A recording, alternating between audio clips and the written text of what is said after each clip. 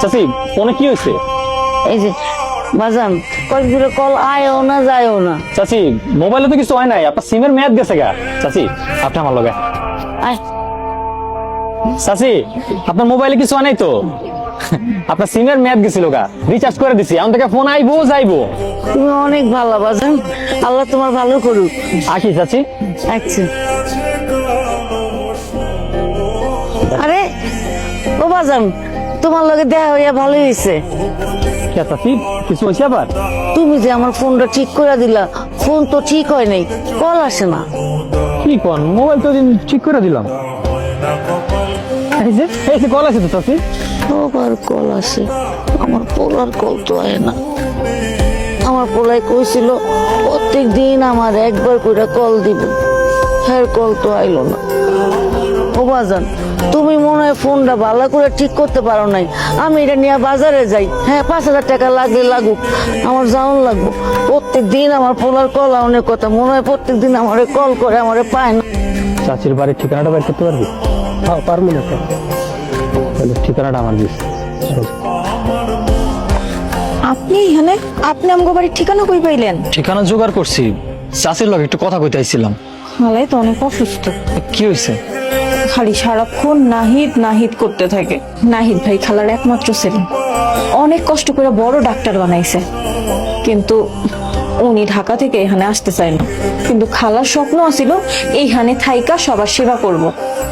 একদিন বউ নিয়ে এখানে আইছিল, কিন্তু বউ এখানে থাকতে চায় না, এর লেগে ঢাকায় সেটেল হয়ে গেছে। যাবার সময়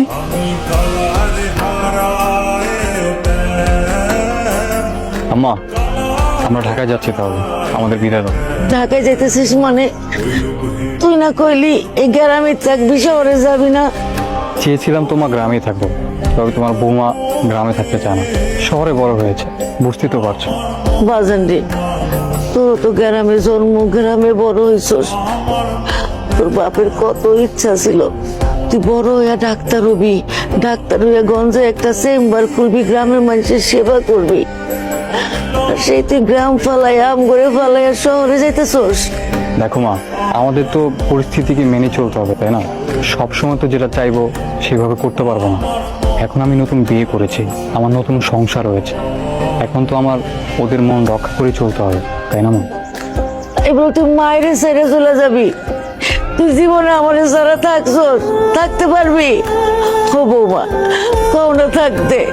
আমি কি তোমার কোনো কষ্ট দিছি? কও। সত্যি বলতে আপনাদের এই বাড়িতে থাকার মতন কোনো পরিবেশ নেই, আর আমি শহরে থেকে অভ্যস্ত, এটা আপনার বোঝা উচিত। আর তার থেকে বড় কথা, আপনার ছেলে একজন ডক্টর, সে কি গ্রামে থেকে নিজে ভবিষ্যৎ নষ্ট করবে? তার এখন বিয়ে হয়েছে, সেটা আমার ভবিষ্যৎ তার সাথে জড়িত। এই ছোট্ট একটা সিম্পল ম্যাটার আপনারা কেন বুঝেন না? তাছাড়া মা, তুমি শুধু শুধু এত চিন্তা করছো, আমি তো তোমার খোঁজ খবর নিব। আর এই যে এই ফোনটা রাখো, এই ফোনে আমি কল করব আর সব সময় তোমার খোঁজ খবর নিব, কেমন?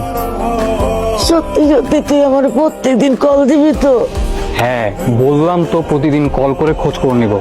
এখন আমাদের যেতে হবে, অলরেডি লেট হয়ে গেছে। আর জুই, মার খেয়াল রাখিস, কেমন?